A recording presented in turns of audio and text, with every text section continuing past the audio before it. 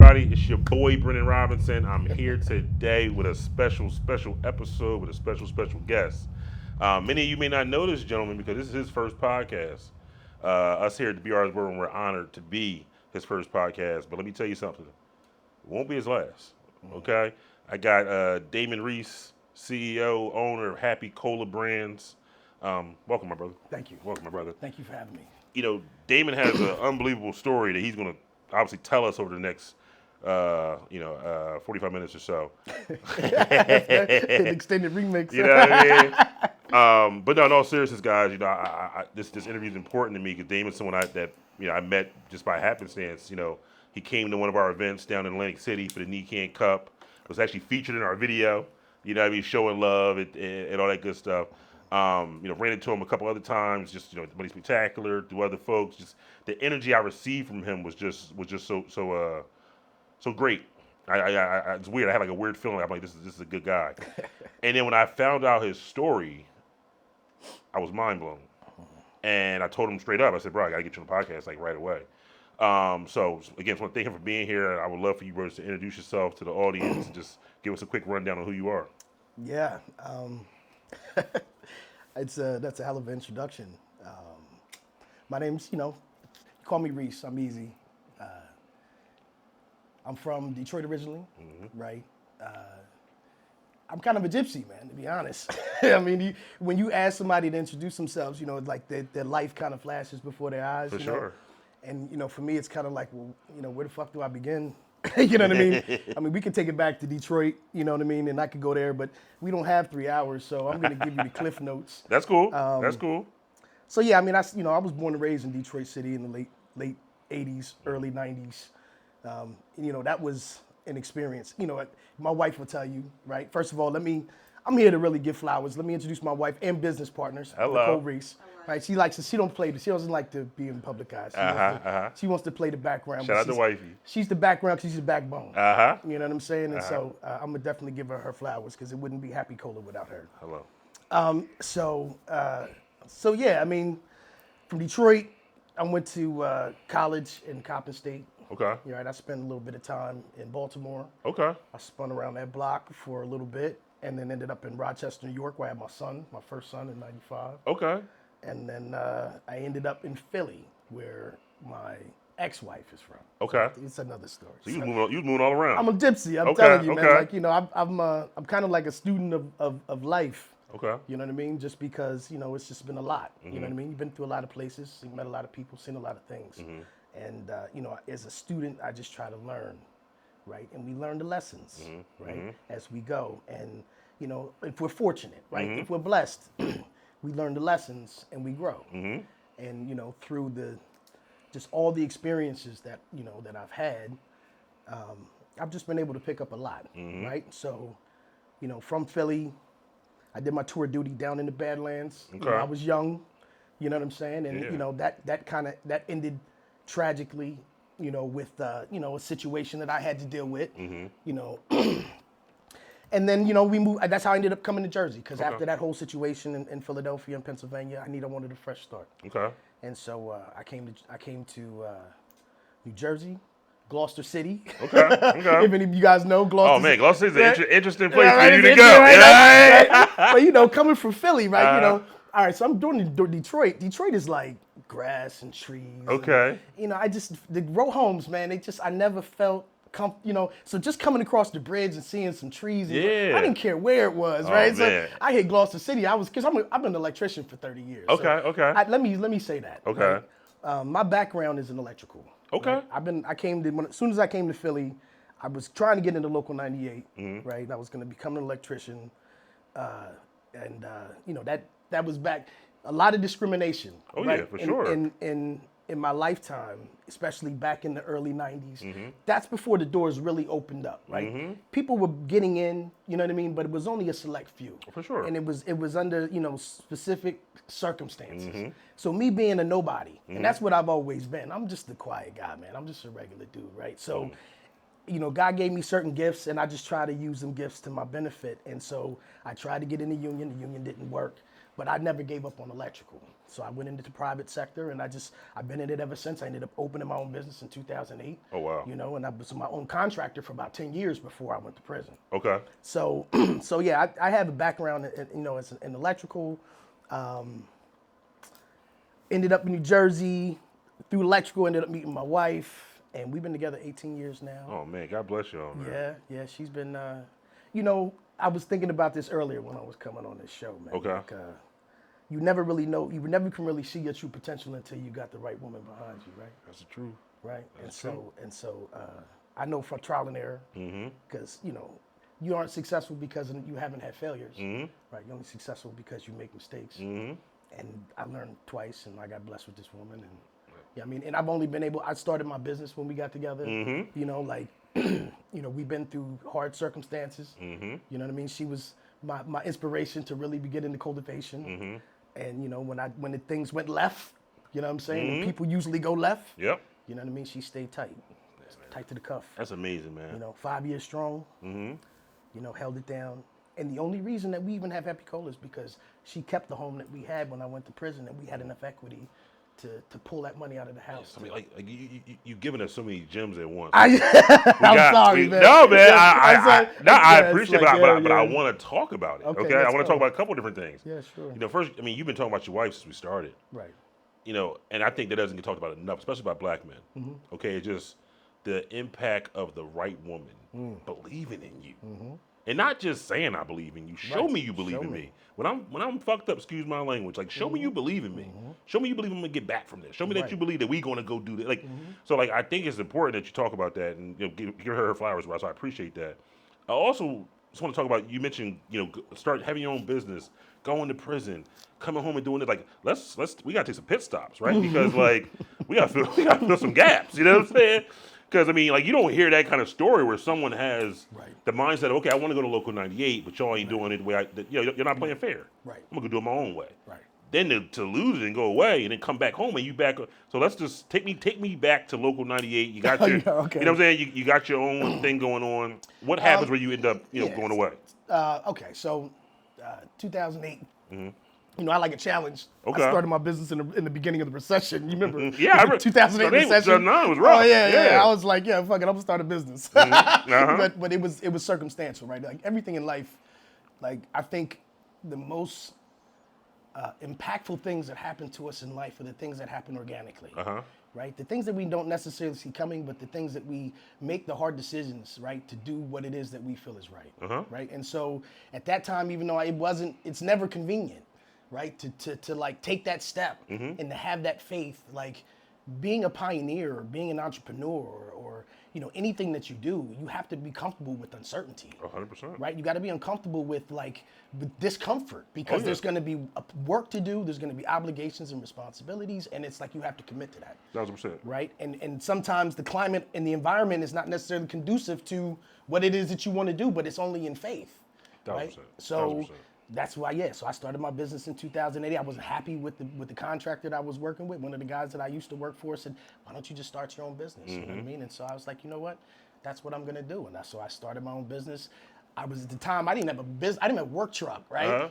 I had a Charger. Okay. I had my little pimping Charger. You was flexing out here. I came home told my flex shit, right? You was early. You know what I'm saying? But I can't do work out of that. Yeah, right? You ain't Richard. putting the ladder in it. So my wife had a Suzuki Forenza. Okay. Right? So she took the Charger. I started my business. I put the 4-foot ladder on my tools. Oh, put man. the seats down Tied in the it- Suzuki. yeah, that thing on both sides of the I was on the job site. You know what I mean? And that's how you start humble beginnings. Yeah, man. But it's I went from that to a Safari, from that to an Express. Now I drive a Silverado. You know what I mean? But you gotta be willing to do what it takes. Listen, I'm joking, but I always say done is better than perfect. Right. You know what I mean? So I continue, brother. Yeah, perfection is an illusion, right? We come to understand this, but the work and the blessings are real, right? I mean, the work is always going to be real, and God always blesses the work of. For sure. For me, I testify. 100%. Right, and I'm not. I don't know how. I don't want to get into spirituality. I'm not a religious guy, but I'm very spiritual. Yeah, likewise. Right? For me, a person, I believe that. Mature spirituality is progression beyond the dogma of religion, right? And so once you have that personal relationship, that's really what it's about. 1,000%. Right? And so I'm going to always pay homage because the doors that open, the favor that we receive, the support, the people in our lives when we need them specifically. For sure. You know, you can't. I mean, you're a fool if you take credit. Come for on, that, man. 100%, bro. I'm on the same stuff. So I'm with you, man. Like, I'm a huge spiritual person. I'm also just a believer in the universe. Exactly. You put good out, good to come in. You know what I'm saying? Right. And we all know when we doing good and we doing bad. You know what I'm saying? Stay symbiotic. Man. 100%, brother. So but going back to your story, so you're bouncing around. You're in Detroit. You're in Philly. You finally come back to Jersey. Right. Kind of walk me through what led up to your incarceration. Okay, so I went from Gloucester City, then I moved in with my wife. Okay. We were in Blackwood. Okay. Right, and then we went from Blackwood, an apartment in Blackwood at Fountain View. Okay. Everybody knows I know where Fountain View is. Everybody knows if you're from Jersey, you know about Fountain View. Yeah. So we went from Fountain View. We got a nice little house in Sicklerville, actually Cedarbrooke. Okay. Right, right down the street from the Winslow. I'm from Township. Chislehurst. I know you are. Yeah. From the Chiz. Yeah, you want South Chiz. You know what I'm From the Chiz. Yeah, my son graduated from Winslow High. Okay. Yeah, so yeah, we were there for about 6 years, and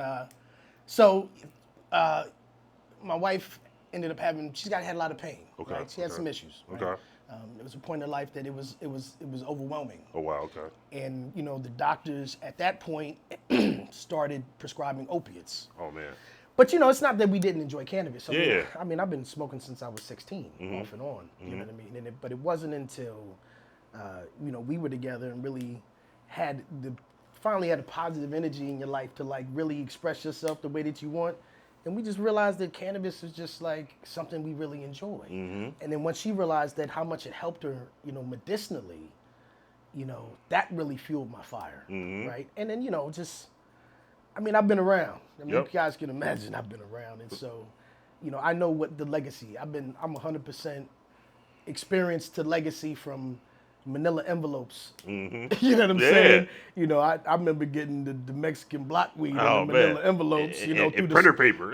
through the front door slide, the mail slot. You know what I'm saying? Like, I remember being in North Philly looking for spots, going from 8 different weed spots because they all closed. Everybody, Come on, man. Like, I've been around, and so, I'm just an old stoner, man. And so, I got tired of the inconsistency. I got tired of the egos and the attitudes. Oh man, heavy on the egos. You know what I mean? You're like, so my cousin, I have a cousin. He got big into the cannabis in California, in San Fernando Valley. And he told me one day, he was like, man, why don't you just grow your own? That's what we're doing out here. Just grow your own. And I just thought about it, and I'm intelligent enough, and I had enough success with electrical contracting that, I had enough money to because, even a home grow ain't cheap. No. Not if you want to do it right. Cultivation and cheap don't go in the same sentence. No, they don't. In no capacity. No, they don't. And so, but, at the time I was blessed enough, you know what I mean? I had enough finances to be able to put something together. For sure. And so, I started. Okay. And that's how it starts. I mean, okay, so shout out to moms, right? Okay. Shout out to my mom, those are the two things that no man could ask for is a great mother and a great wife. I got them both. Straight right? up. And so how can I lose, right? But mom, she had me. She loves the annuals. Okay. Right? She used to have me as a kid out there in the garden. Okay. Planting the annuals every spring. Okay. So she kind of like started the whole love for horticulture, right? And the love of the plant. Yeah, right? you had the green thumb early. I mean, you just got a taste for it, you know what I mean? And I realized that I liked it. But then I also like weed, but then weed wasn't, it was taboo then though. Understood. So I could like the planting, but I can't like the plant, you know what I mean? So it was a conflict of interest back then. But then as you get older and you do it your own way, all these things come together. And you realize that you're passionate about it. For sure. Right? And so, I started vegging in a little tote with a little Mylar paper and a little light, and you know what I mean? And then it just matriculates and you start doing your education, I'm a student, right? And so when things didn't come out like I wanted them to, you know what I'm saying? You go back to the books. Come on now. You go back to the books and you just stay there, and so I just stayed there. As a matter of fact, that's how we got the name of the business. Really? Is, through cultivation and my studying. Okay. I came across, I learned that colas are the actual flowers, they're the buds that we smoke. Yep. It's just an old school terminology that's obsolete. Nobody uses it anymore. But it is a reference that was used for the flower. For sure. And so that was the birth of Happy Kola. Okay. You know what I'm saying? And so this is all, like everything that we represent, it has a story behind it because it's our life. Okay. So You do. I mean, you obviously building other stuff up. You got things going on. You wanted the incarceration, right? Yeah. So I'm Right. so. I mean, it seems like you got things going pretty well. I mean, you're getting into cultivation. You're right. early in the stages. Right. So How'd you get good? how did I get good? Yeah, like because Oh. you just started. I mean, I'm sure you didn't see moms doing it. You was Peter. No, Pan. no, Yeah, no, like, no, no. Nah, no, you had to no, figure no, some shit mine out. wasn't growing no weed. Yeah, You know what I'm saying? yeah, but not growing weed. I'm Okay. saying just doing plants. You know what I'm saying? Listen, I'm gonna tell you, for an autodidactic individual, YouTube, and especially what people thought was a joke, High Times, Okay. is a textbook. I learned about linear canopies, defoliation, perpetual harvest, all these things, and then having a good hydro store. Okay. Right? And so I had a great hydro store. I had a great hydro guy, to put me on to all the good nutrient programs and the additives, and you just learn, man. You learn about, how to modulate the conditioning of the air and the importance of airflow and filtration, and then you get into pH and EC, and you learn about your, what is your PAR in your tent, and what is VPD, and you just learn all these things from trial and error. You know what I mean? Because you look at the colas in High Times, and you're just like, fuck, man, like, look how pretty that is, right? And you're just like, why don't my shit look like that? You know what I mean? Like, damn, but then, you learn about genetics, and that's a big thing. Okay. You know what I mean? It's like, I tried to take, a Reggie seed, a regular street hoe, and make her turn her into a queen. You know what I'm saying? It doesn't work. And you just, and she only would go so far. I called her 94 Ultra because she was regular when I got her. You know what I mean? 94 Ultra. It's nuts. But the point is that her genetics was limited, right? In the quality of your final product is contingent on the genetics that you start with. Gotcha. So if you don't start with a plant that has the potential to give you what you want, then no matter how much you love her, she's only going to do so much, right? And so genetics. So you learn these things, and that's how I got good. I mean, I was from 09 to 16, I was cultivating. You know what I mean? And it wasn't for profit. It was for passion. Yeah. I learned to cultivate, manufacture. Like, I just learned these things because I just loved it. And I just, you know what I mean? I was like, okay, when I'm good at growing, now I want her to have other ways besides just smoking. She might want to have edibles. You know what I mean? She might want to have a tincture. You know what I mean? She might want to have a infused coconut pill and take that. You know what I mean? It's just, when you're passionate about it. Yeah, man, that's what I love about it. Like, it's your passion for the plant. Right. Your love for your wife that's just making you be the best version of you. Right. If you're going to do this. If I'm going to do that. You know what I'm saying? Now, you're cultivating for 7 years. A little OCD don't hurt. You know what I'm saying? A little anal retentiveness don't hurt. You feel me? You just But have a little attention to detail. But That's we have what our call it. priorities. Yeah. For sure. But, I mean, you're cultivating for 7 years. At what point would you say, okay, I figured it out in that 7 year period? Well, come on, man. I mean, if you're a student of life, you never figure it out. That's what keeps us motivated. I know that I can always be a better version of myself. That's my daily mantra, right? And so, if you, I'm a humble dude. I make a point to stay humble and stay grateful. And so, that's why I'm enrolled at Rutgers University. Shout out to Rutgers. Shout out to right? Rutgers. Shout out to the New Jersey STEP program, right? They helped me get my associates when I was at Southwoods. Oh, that's dope. Yep. And I just graduated from Raritan Valley in 23. Okay.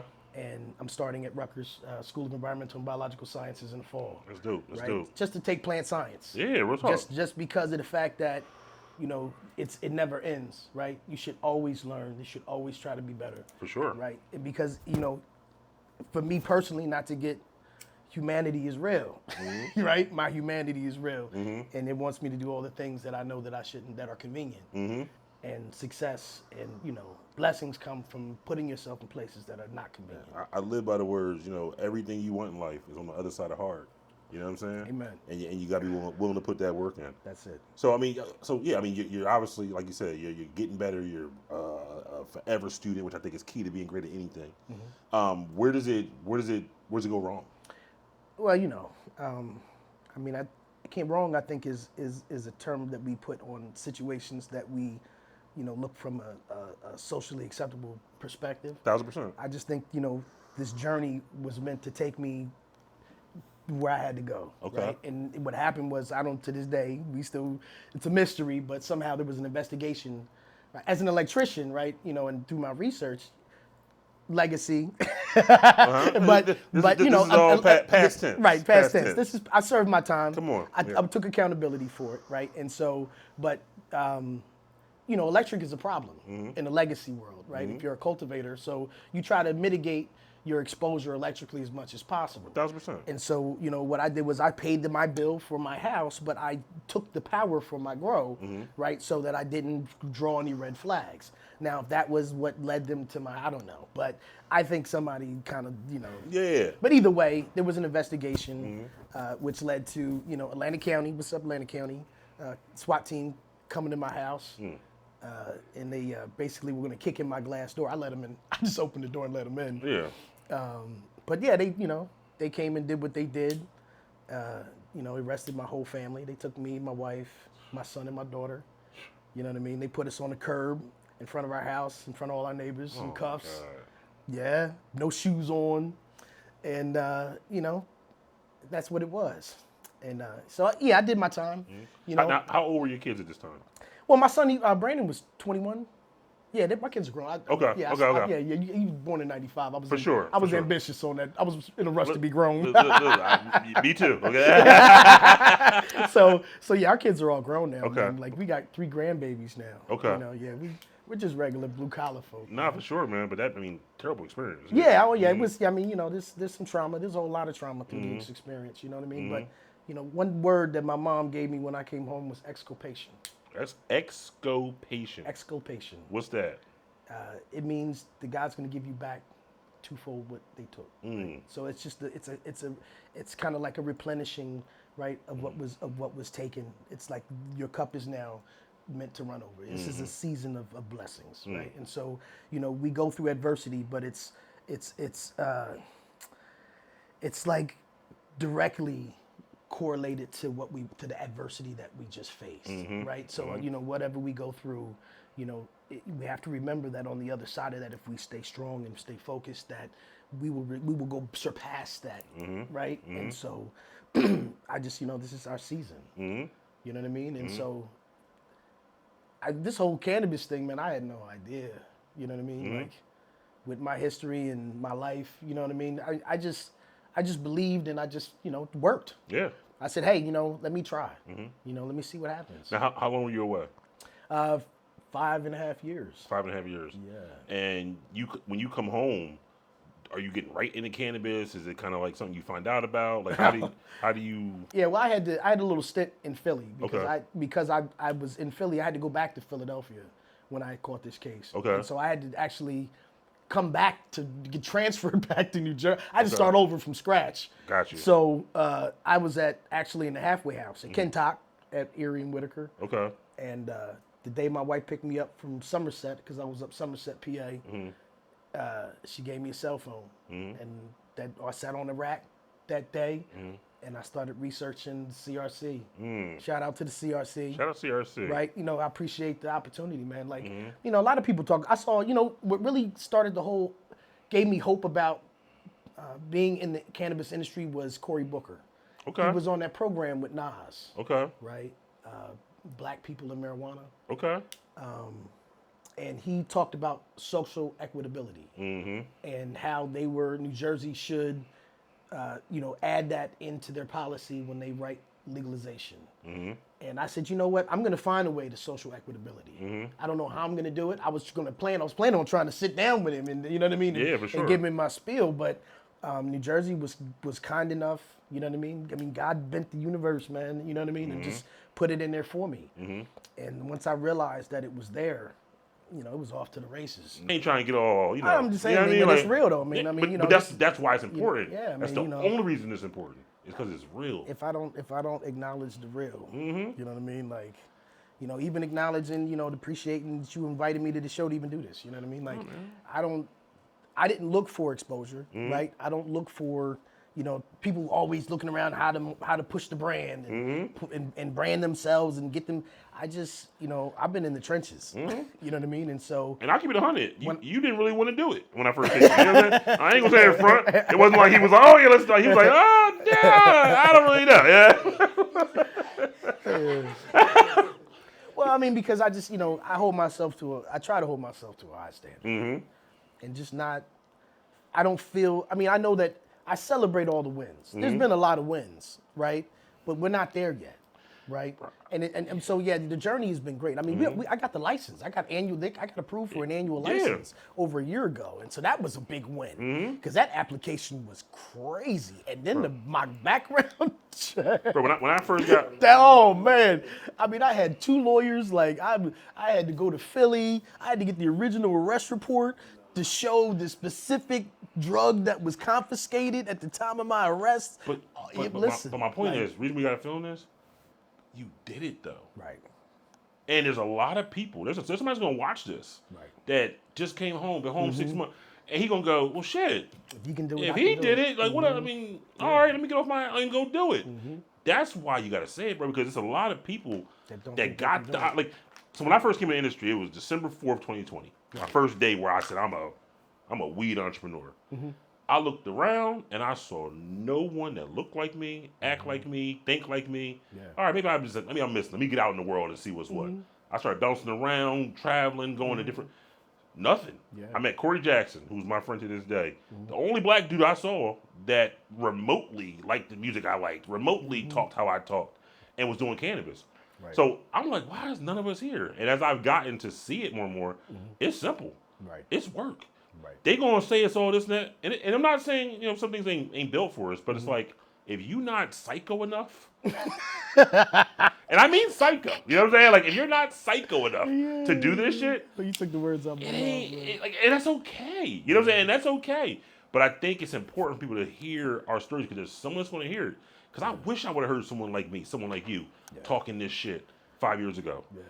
Them first 2 years was hell. Because I didn't know if I was doing the right thing. Who's that brother from California? There's a brother from California that they really promoted. As a matter of fact, he did a symposium or a seminar, I think, at Rutgers. What's his story? He went to prison, and he came back and got into the medical game in California. And now he was worth like $100 million or something like that, but he was very successful. You talking about Weldon? Is he from California? There's a couple. So I know a couple dudes. So you have Weldon Angelos, who got sentenced to a life sentence, got pardoned by Trump, came home, started a nonprofit, all that kind of stuff. You got Corvain Cooper, that did a very similar thing. He was in the federal. Yes. That's him then. Okay, Corvain owns he's part of a company called 40 Tons now. Okay. And I mean Corvain was here. I met him. We interviewed him. All that really? kind of stuff. Yeah. Not here, I saw but him I saw him one of his speeches. And he was very inspirational. No, man. But I mean, listen. From the time I got arrested, I was in Atlantic County on the phone. I was on the 3-way with my wife and my brother and my mom, and I was telling them, when I get out, we're going to California because I'm getting into the cannabis business. Like it has always been in my mind that somehow I was going to find my way into the legal cannabis. So hold on, you're locked up. And while incarcerated, that's when you're like, all right, I'm gonna go do this cannabis shit for a while. When I get out, I'm definitely gonna find a way. So hold on, I got questions. Hold on. So, boom, all right, you get arrested, you get sentenced, everything. Boom, you and that motherfucker like, all right, when I get out, I'm gonna do this shit legally and fucking turn up on them. Yeah. Because I'm good at it. I figured out I was good at it. Okay. You know what I'm saying? Like, I got a lot of love. Okay. You know what I'm saying? From heavy smokers. You found your thing. From connoisseurs. I mean, people telling me I've never seen. I mean, I've had people tell me that you could put a hook on a cola and put it on your Christmas tree. God. Okay. You know what I mean? Like, You got that work. It was love, man. And that is what Happy Kola is, man. It's all that work, all that passion, all that love that's put into it to like bring it to its fullest potential and share that energy with the rest of the world. I love seeing people get high. Just because I know the love that I put in it. And it's like sharing that energy, you know what I'm saying, with everybody else, man. Now, are you a indica guy, a sativa guy? I'm indica. Indica. Okay, you with the gas. If I'm not coughing, man, something's probably wrong. That's how my brother is, man. Yeah, I know. I like getting kicked in the face.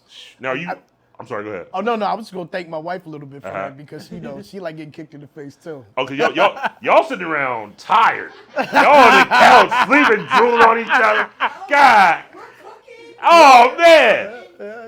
Yeah, we was out riding scooters the other day. Y'all stoner. They if y'all smoking indicas riding scooters, y'all stoner. Yeah, we smoking indica going on the beach. Yeah, we wake up in the morning with our coffee. Yeah. But see, we drink a lot of coffee too, so it's balanced, man. Life is All right, always coffee and about balance. cannabis. Coffee and cannabis. Shout out to Liza. It's coffee and cannabis. Shout out to coffee and cannabis, right? For life. For sure. we got our card. Nah, man. Yeah, no shit, for real. I'm gonna have to visit my cousin in California when he was heavy in cannabis. He was doing really well. He had a nice little house up in the mountains and shit. He said, I had a lot of people come visit me. He says, but I never had anybody ask me, what's up with your coffee maker? Like, why you ask me that? Because I want some coffee, motherfucker. That's why. Yeah, I mean, You got pods. Like, yeah, hold on. I got a daily minimum, motherfucker. I need to drink some coffee. So a lot of these different things I had to learn. And so to have people, you know, and these relationships that we are building are for, you know, I mean, they're great to be around good people. That's the foundation of it. But it's also great that we all have these different, we bring all these different aspects to the table that we can share with each other. I'll tell you what's crazy about me, man. I didn't know how to throw an event or anything along those lines at all. Yeah. Until 2018. I was working in banking. Right. I worked for a company called Santander Bank. Okay.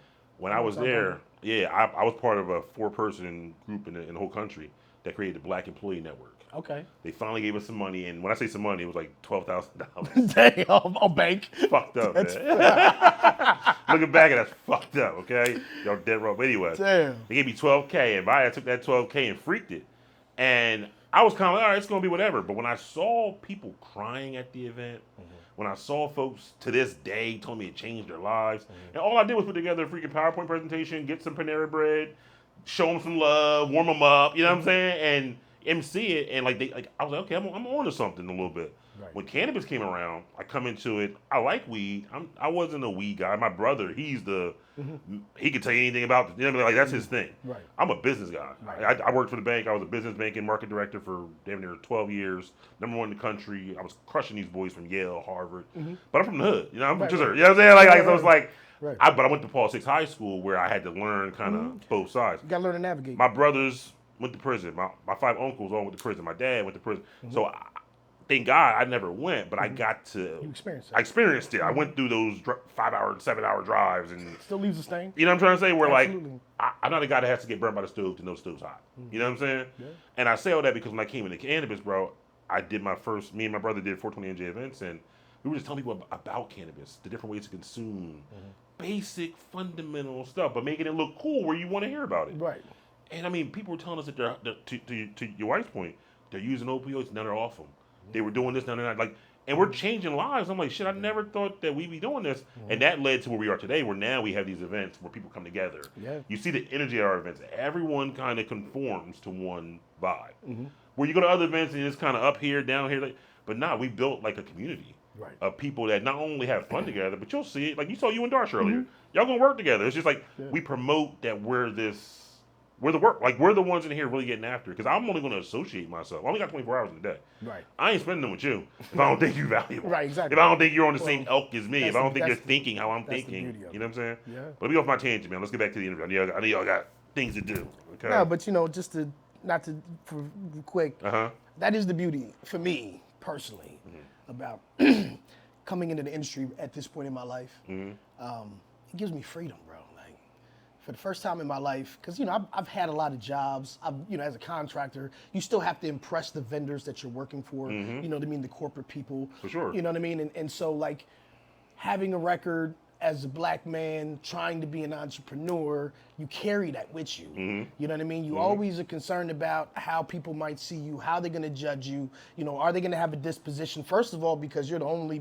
nobody's ever even seen a black electrical contractor. I've been on jobs where I'm running the job, right? Yeah. And I show up and the superintendent's like, oh, well, labor ready's not supposed to be here till tomorrow. You a day early, you know what I mean? And I done bid the job, procured the contract, you know what I mean? I'm the contractor, you know what I mean? But these are the things that you deal with. Yeah. You know what I'm saying? But the beauty of cannabis and getting the license and of social equity is that I can be truly and authentically myself.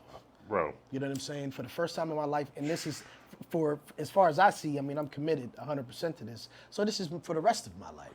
You know, I'm in a place where I can do something that's wonderful for myself and for my family, and I can do it as me. 100%, bro. 100%. And I share that exact sentiment. Exact sentiment. Like I told you, I grew up. Every man in my family was a drug dealer. Right. Everyone. That's all I know. I want to be a drug dealer. I just don't want. I just don't want the Right, ramifications right. that come with being a drug Right, dealer. right. So to be sitting here today and I'm a goddamn drug dealer. Right. I'm in 150 stores. Got some of the best stuff. You gonna get out like. And to your point, all I got to do is be me. Right. I ain't never like when I worked in banking, I had to be something totally. It was it just give me the, you know what I mean. But I can totally resonate with that, man. Yeah. So I want to kind of pick up there actually. Sure. I'm a big mindset guy, right? I'm a big mindset guy, and we're living in a world, Reese, where like everyone's a victim. Everyone's finding a way to say this is why I can't do this. I can't do it. Yeah, you come home with everything stacked against you. Your wife gives you a cell phone. You get to work right away. And you turn that cell phone idea, that CRC bulletin, into now Happy Kola's looking to open up pretty soon. Happy Kola's looking to lock in a facility. Happy Kola's looking to deliver some of the best small batch cannabis you got in the state. How? What's your mindset in that moment? Like, how do you do that? I mean, I guess I'm a little crazy too. All right, talk about it then. I want to hear your crazy. Don't ask my wife. She gonna tell you. She might put 100. She might put 100 on 10. But no, I mean, I've always been a workhorse, right? And so, but shout out to mom. She always made sure I was smart. She was an educator. Okay. And so, I've always been intelligent. And so, I just have a work ethic, and I committed to it. And I think, as a father, of our kids are in their 30s now, right? I think commitment is a hard thing that kids are struggling with, right? Because any endeavor, any venture, any goal that you have to commit yourself to it 100%. And I think, going to prison in my 40s really broke down everything to its barest essentials. And it really made me realize what's most important. And when I came home to commit to the things that I felt were important and the things that I believed in. And when I saw this opportunity, I committed to it, right? And so again, shout out to my wife. We pulled that money. We got a HELOC. We pulled the equity out of our house. And we just went in debt and started the business. I started the application, Shout out to JLL. I worked third shift night, 12-hour shifts. If you saw a lot of my docs that I sent to the CRC, they're all like 11 o'clock, 1 o'clock, 2 o'clock in the morning because I was on night shift. You know what I mean? But I was fortunate enough to have the time and the job where I could actually work on my application at night. I went to school. I did the CRC. I got the conditional application. And during the day, when I was supposed to be sleeping, I did all the stuff I needed to do, looking for properties and, and figuring out zoning and, going to meet people. And I mean, sometimes I didn't sleep, but you know what? It's like, it's the commitment. Yeah. Right? It's the commitment to do whatever it takes to get it done. Because you realize, like, if you don't do it, it's not going to happen. Nah, man. I always say, like, I talked about the universe earlier. Right. Like, in the universe, two things got to come together for anything to form. And what I mean is, like, you had to have that work ethic. You had to have that wherewithal. But shout out to your wife. Because you said something. I'm a banking guy. I caught it. You said you came home and got a HELOC. What about me? I'm going to do 1 + 1. Okay? So for you to come home and get a HELOC means that you had a mortgage when you came home. For you to go away for 5 years. What's that, 1,900 days or some shit like that? That's a lot of mortgages. That's a lot. We got to talk about wifey. Hold on. Yeah. That's a lot of mortgages. Yeah. For you to come home to having a mortgage, to having equity in your home. A lot of utilities, a lot of mortgages. Shout out to your wife, man. Yeah, man. Shout out to your wife, man. Holding Not it didn't down. miss the phone call or visit. Man. Till COVID. Man. Because we did that in prison too. Oh, man. You get me emotional, man. Yeah, man. But again, she honored you while you were away. You came home and you worked your ass off and honored her. You know what I'm saying, bro? And that's the two forms coming together. Right. I mean, you would have to be a fool not to see that, that blessing, bro. Like, and so I spent many days laying up in that rack, preparing myself mentally, spiritually, and physically. I realized balance is key. It is the direct correlation to my potential is my balance. And so, even in my workout and my work ethic, in my marriage, I just try to be a good steward. And that's really what it's about. And I just want to be a good steward of Happy Kola too, bro. Nah, man, 100%, bro. So, I mean, obviously your story, your journey is incredible. What advice would you give someone watching this that's in the same shoes you were in when you first came home? I mean, listen. First of all, I hope that they have the support behind them because you need that support. You know what I mean? Like, I didn't have to catch the bus to find a job. You know what I mean? My wife, she not only kept the house, she kept the car. Hello. And paid it off. Hello. And it was there for me when I came home, so I had transportation. You know what I mean? So I was able to go out and jump right back in electrical. You know, shout out to Tradesman International. Right? Yeah, for sure.